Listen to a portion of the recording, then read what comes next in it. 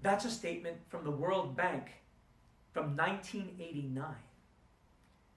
Keep in mind that this perspective is similar to what the British economist E.F. Schumacher learned and championed when the British Coal Board, for whom he worked, sent him east to Burma in 1955. The former fossil fuel pundit was completely transformed. It's worth considering his story from originally being a German pro-Nietzsche graduate student in economics at Oxford who had been suspected of being a Nazi sympathizer during the war and confined to work as a laborer on an English farm, to then becoming the author of Small is Beautiful, Economics as If People Mattered, and the creator of the Appropriate Technology movement.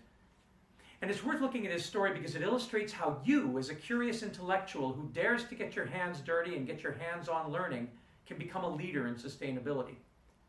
At Oxford, as a graduate student, Schumacher wrote paper after paper on the economics of war, the Egyptian currency, multilateral clearing, and the Keynes plan for the post-war international system. When the opportunity arose, he plunged into planning the British post-war welfare state alongside its creator, William Beveridge.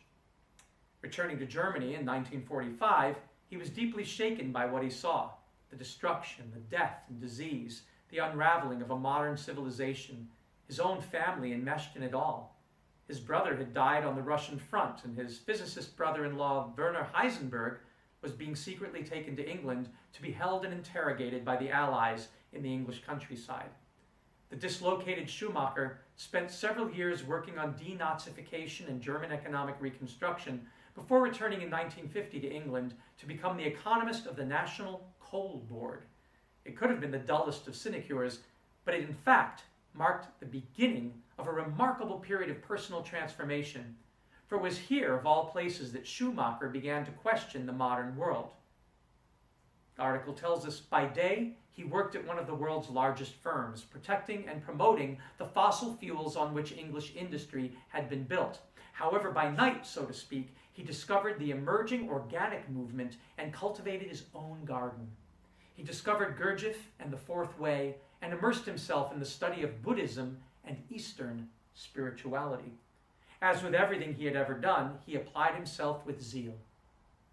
These experiences, quote, led Schumacher to a life-changing visit to Burma in 1955, and it was in Burma that he was confronted with the cultural impact of Western economic development and was prompted to write his landmark Buddhist economics essay. This in turn allowed him to become a new voice in contemporary debates on economic development and modernity, and to begin writing the essays that would become Small is Beautiful in 1973. I remember reading Schumacher's Small is Beautiful when I was in college and thinking that the most interesting phrase was when he said, "We went to the East to try to teach them something about how to run the economy." And he said, "But I realized that we have very little, if anything, to teach them, and they have very, very much to teach us." Schumacher's insistence on considering the proper use of primary goods in relation to secondary goods was actually key to Paul Hawken's work on natural capital that ultimately led to Project Drawdown. Schumacher made the argument that you never use your savings account, capital stock, natural capital, for activities that incur recurring costs. He reserved that for income. So he said, just as you don't dip into your savings account, which you reserve to send your kids to college, to buy groceries or get a haircut, nor should we be dipping into our fossil reserves to drive to the supermarket or mow the lawn.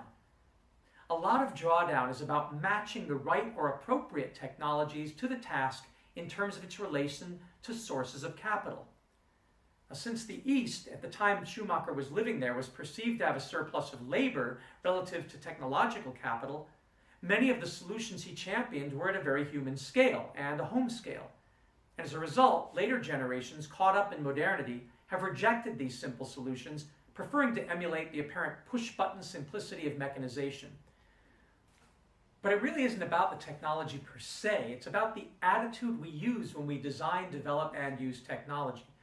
For example, in the early 2000s, the Cooper Hewitt Design Museum in New York hosted an influential exhibit and published a book called Design for the Other 90%, challenging the Global North designers to stop focusing exclusively on wealthy clients who crave sexy furniture and lamps and appliances and iPhones and fashionable clothes, and instead consider designing for the rest of humanity, who really needs solutions to problems in food, energy, water, and sanitation, and affordable housing. It worked as far as it went, but it still increased the gulf between the creative Global North producers and the disempowered Global South consumers. It was still giving a man a fish, and try as they might, designers from wealthy economies really could never put themselves in the shoes of those they were trying to design for. That was the point Ivan Illich was making in one of our lectures. A few years later, recognizing this, the museum changed its exhibit and its publications to designing with the other 90%, and that made all the difference. In fact, according to the 2011 article, Schumacher meets Schumpeter, Appropriate Technology Below the Radar, in the journal Research Policy, the other 90% really don't need the Global North to do any designing for and or with them at all. The article states, quote, "Innovation and technological change play an important role in poverty reduction through their contribution to growth, their use of factors of production, their environmental spillovers, the social relations associated with production, and the characteristics of the products which they produce.